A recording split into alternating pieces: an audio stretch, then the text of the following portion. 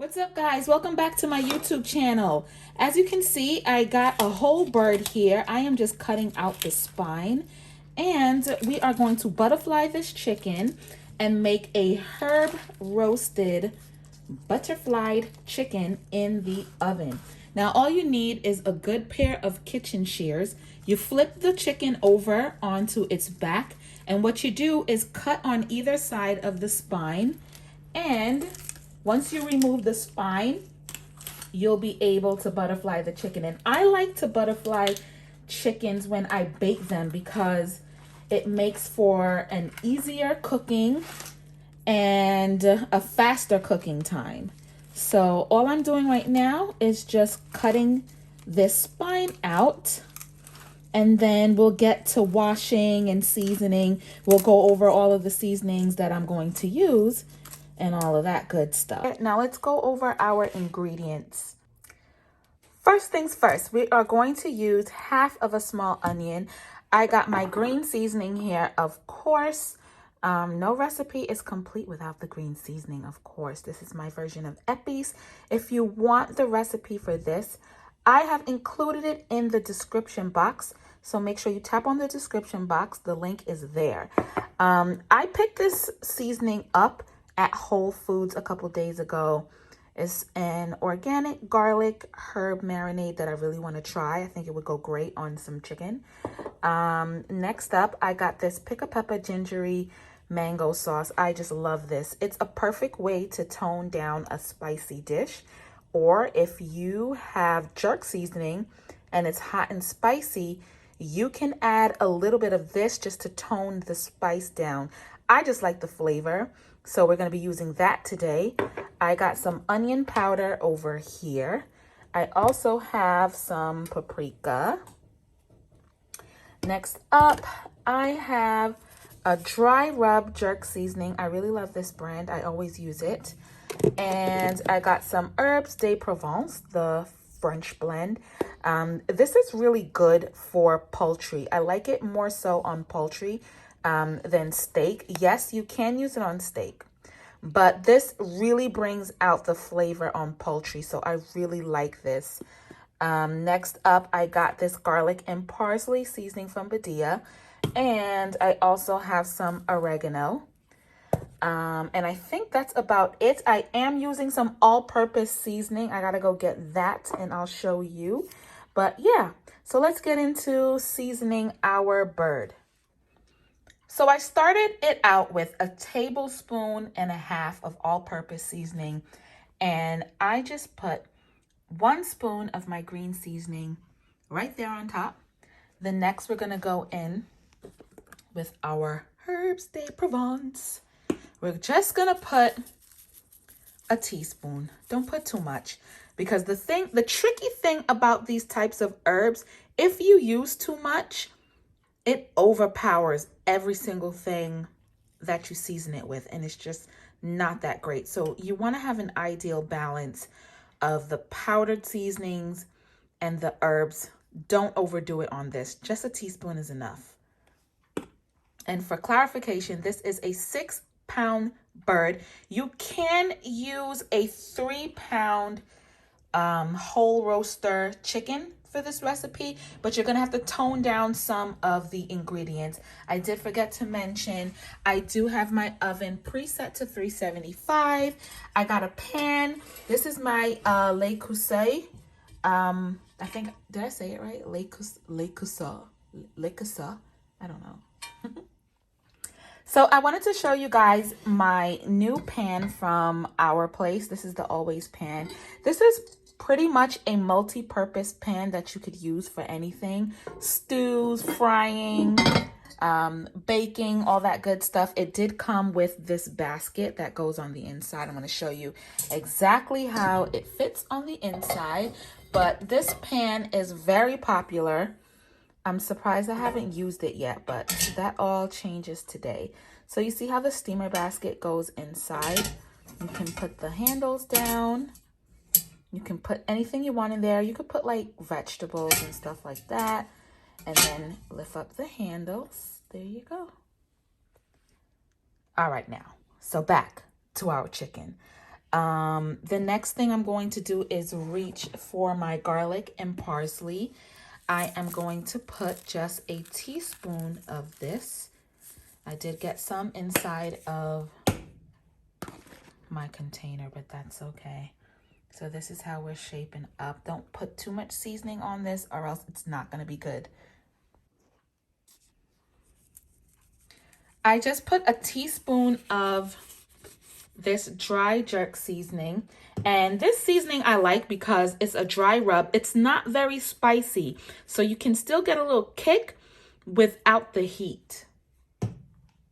So we're gonna put this organic garlic herb marinade right on top here.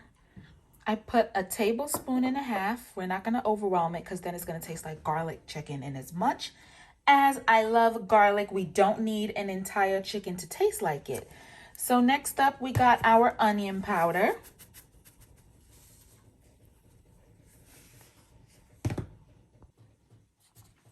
I am going to put in just a teaspoon of oregano, not too much because oregano is very powerful, so you don't want to overpower your flavor. We got our paprika here. And I like paprika on poultry because it gives it a gorgeous deep brown look to your chicken. You ever see chicken and the color is just very pale and it doesn't look very nice? Well, paprika is excellent with giving you a nice deep color on your chicken. So that's the main reason why I use it. This is starting to smell amazing. Just want to give you a few close-up shots of this. I am going to add just a small spoonful of my walkerswood hot and spicy jerk seasoning. You can also use mild if you please. I am using my hot and spicy. The kids will eat it because the gingery mango sauce will be enough to tone down the heat from it. So let's go in with this. Next up, we got our gingery mango sauce. I'm gonna put a tablespoon on here. I added a little bit of thyme to the recipe. I know I didn't mention it in the beginning, but I'll put a full list of all the ingredients you're gonna need for this recipe right in the description box so you can have everything ready before you start this video. Now you can serve this on a weeknight. I like this recipe because it doesn't require a lot of prep work. I know when you're making curry chicken or if you're making stew chicken or fried chicken, there's a lot of breakdown sometimes involved. And what I love about a whole roasted chicken is that there's not a lot of breakdown involved. You can just roast it the way it is as long as you clean it. Make sure it's clean properly. You season it well. You just pop it into the oven. We're going to baste it every 30 minutes. Because this is such a large bird, I am approximating 2.5 hours on this, on 375 degrees.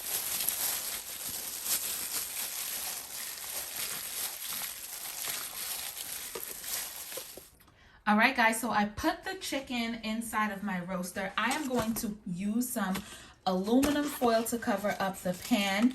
The truth is, you don't really need to cover this. You can cook this uncovered, but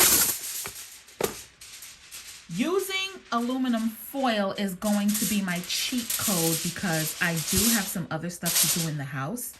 And if I cover it with aluminum foil, I don't have to run to it every 20 minutes to baste it. If you cook this uncovered, you got to run over to it every 20 minutes or so to make sure you baste it so it stays moist. When you cover it with aluminum foil, you give yourself a little bit more leeway, and the steam that it creates is enough to keep your chicken moist even if you don't baste it very often.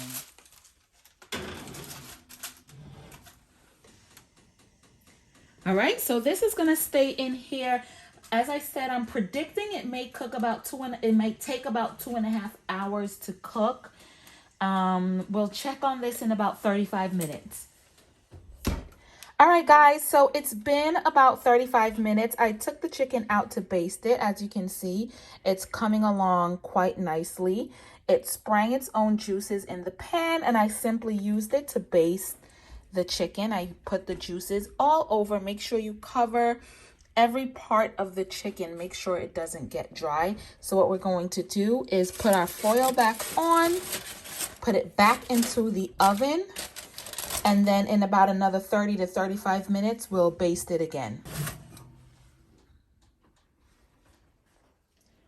Okay, guys, so it has been 2 hours since our chicken has been in the oven.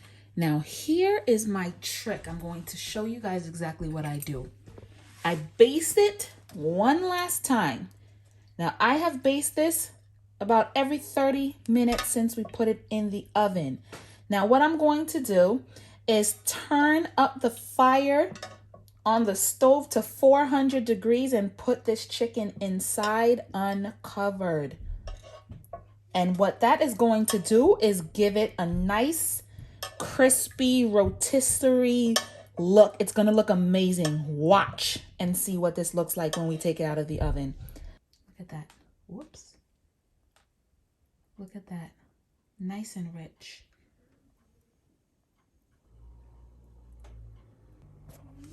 All right, so in the oven it goes. Please don't mind my chicken. She got her leg all chilling on the side of the pot. A little disrespectful, but I know she's about to taste real nice. So let's turn up that heat to 400 degrees. It's gonna be in here about 20 minutes. If you got a really hot oven, please make sure you check on that chicken.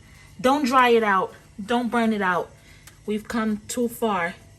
My oven is not that powerful, so 400 degrees is okay.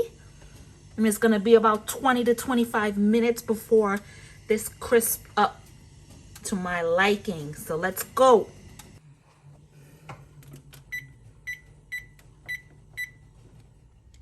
All right, guys, so look at this. Our chicken is complete. Look at it. Look at this nice rotisserie dark brown color that our chicken has. Now, this was after about 18 minutes, I want to say. I opened up the oven and it was looking like it was drying out a little bit. So I basted it and I took it out. So if you're just starting out, please only put it in the oven on 400 for about 10 minutes. You don't want to dry it out. You don't want to burn it. If it still needs a little bit more color, then give it another 5 minutes. But this is the finished product. Look at our wings over here. This is our quarters. Our breast will be nice and juicy. Make sure you hit that subscribe button.